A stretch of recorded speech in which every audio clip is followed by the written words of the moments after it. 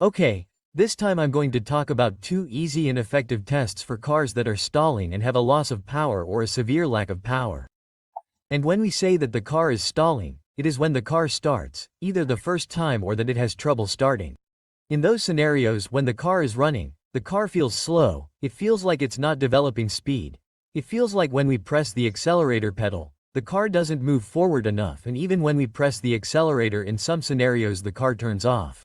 That's when we say that the car is stalling and has serious problems with a lack of power. So, for those types of scenarios, I'm going to present two tests that are easy to do and that can give us fairly clear results, fairly easy to understand regarding the solution to our problem of a car that is stalling with a severe lack of power. Let's go in. The first test has to do directly with the fuel pressure regulator, which is going to be in charge of regulating the fuel pressure in the injector rail. So, the quick test we're going to do on this regulator is the following. Let's start the vehicle and, at idle, we're going to remove this upper hose that comes with the regulator.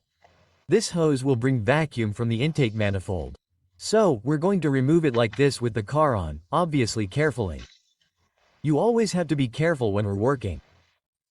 Here we're going to remove it and check that no gasoline is coming out of the regulator at any time. We're going to do the test at idle at 2000 and 3000 revolutions per minute. If, at any time, we notice that gasoline is coming out here, it means that our fuel pressure regulator is failing, and that's where we'll find the reason why our car is losing power and why it's stalling. Since this fuel pressure regulator should never be releasing gasoline through here. Something important to mention is that when we are doing this test, we are not going to do it right away when we are going to do our test. We put it in idle, remove it, check it while it is running, and then later we put it at 2000 to 3000 revolutions per minute while it is running. No, we have to wait a while like this in idle, let at least half a minute go by, then do the test at 2000 and 3000 revolutions per minute calmly to make sure 100% that no gasoline is coming out of here. If at no time gasoline comes out of here, it means that the problem is not our regulator, we have to look for it somewhere else. Generally, when our fuel pressure regulator is leaking, the symptoms of a car stalling in a car with a great lack of power will be accompanied by the smell of raw gasoline from the exhaust. That is another important piece of information as well. If we have these symptoms that the car lacks power and feels like it's choking or even stalling when we accelerate, we should quickly come here to the fuel pressure regulator and do our test. That way we'll quickly find out if the problem is here. It's an easy, quick test that gives us definitive conclusions. So, this would be the first test. Let's go to the next one. So, for the next test, we're here with a pressure gauge connected to the exhaust manifold, exactly where the oxygen sensor goes. I've already connected a pressure gauge here. So, what does the exhaust manifold have to do with cars that lack power and stall? And what test exactly are we going to do? We'll see next. What we're going to do is test to see if we have a clogged catalytic converter problem. If we have an exhaust system, or more specifically a blocked or half-blocked catalytic converter, this will result in the clear symptoms of a choking car and a lack of power. Why? Because just as our engine needs a controlled and free air intake, we are also going to need an exhaust that is completely free. It is true that we are going to have a catalytic converter and that we are going to have other components in the exhaust system, but they should not represent a restriction to the exit of the exhaust gases. For example, if we block the air intake when the car is moving or when we are idling, the engine will turn off. Why would it turn off? Because no air is entering, and air is one of the components that our engine needs to carry out combustion in the cylinders. And in a very similar way, the same thing will happen if we block the exhaust. If we block the exhaust, the air cannot flow in such a way that the engine will not be able to draw in air or will not be able to enter air because it is not removing air. We have a clogged or semi-clogged exhaust system, which will clearly give us those symptoms that the car is choking and has a great lack of power. Depending on how clogged our catalytic converter is, that's how we're going to have the symptoms. The more clogged it is, the less speed it will be able to develop, the easier it will be to shut down, and the faster it will choke. So, what can we do to realize that our catalytic converter is clogged? There are different ways, but the most effective and fastest way is what we're doing here. Basically, what we did here or what I'm doing here is going directly to this sensor, which is the one that's before the catalytic converter. So, the oxygen sensor before the catalytic converter is going to be somewhere between the engine outlet and what is the catalytic converter. In the case of this car, for example, it's right here in the exhaust manifold, but it can also be in this position.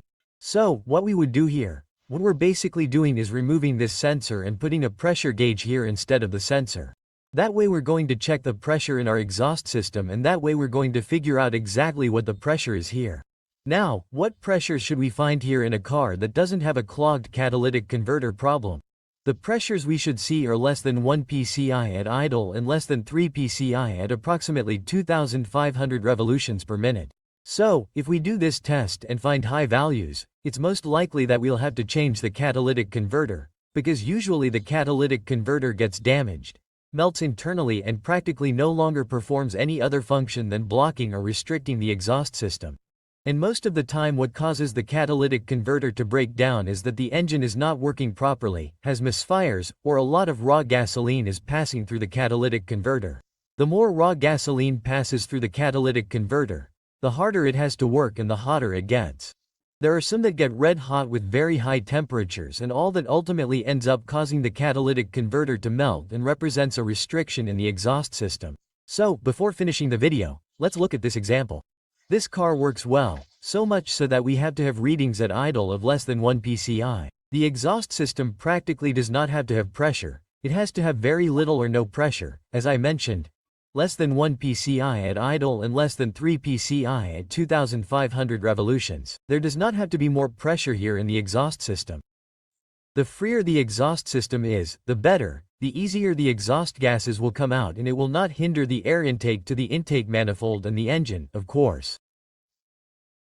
To take the readings, what we are going to need is to remove the oxygen sensor and put some adapters here, or a special adapter that has the same size as the oxygen sensor so that we can connect it here.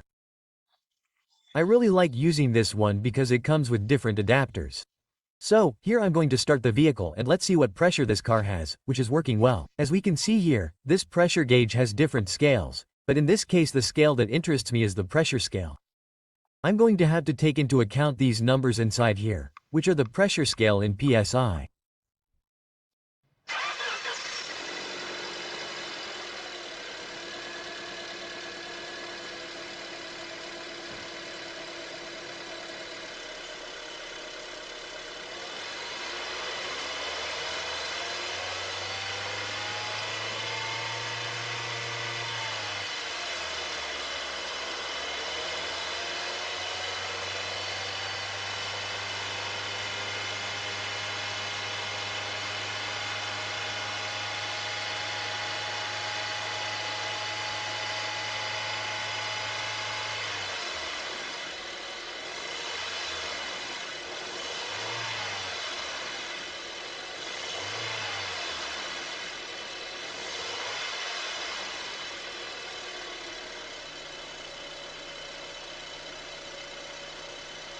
Okay.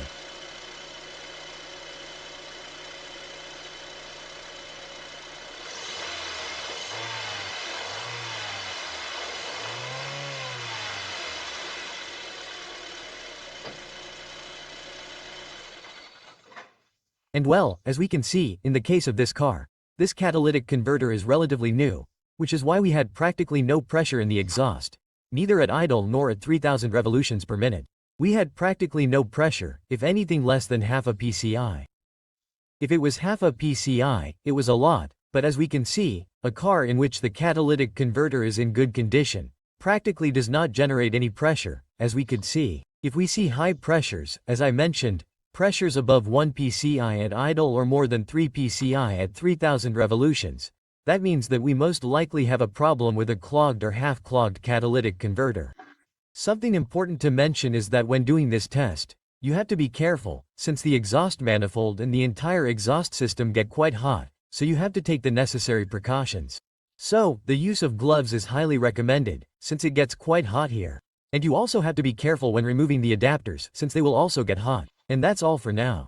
Thanks for watching the video, and I recommend that you stay tuned, since I will continue to expand on these types of topics that are quite important. That's all for now. Thank you very much for watching the video, and see you next time.